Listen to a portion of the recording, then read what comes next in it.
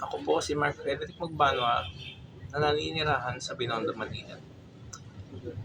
Ako po ay taus-pusong humihingi ng paumanhin at dispensa para sa aking maling paratang sa Station 11 at Chairman Garino.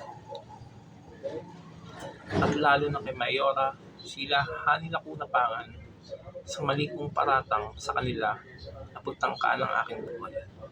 At ako po ay nagsagawa ng sarili kong investigasyon at lahat ng nasagap po na impormasyon ay pawang mali at walang sapat na ebidensya at isang gawang-gawa kwento lamang ng aking informant.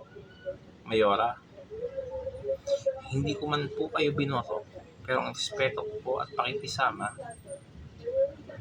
at simpatya ay nasa inyo bilang kauna-unahang babae, alkalde ng Maynila. Sa totoo lang, the best ka. The best mayor ka, the best nanay ka.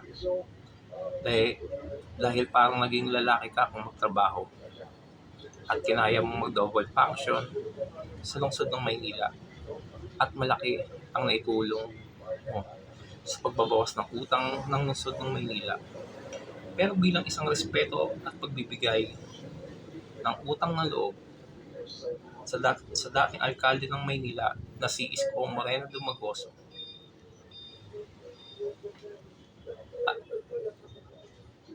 sana po ay inyong respetuhin at pagbigyang bahid politika ang aking mga salita.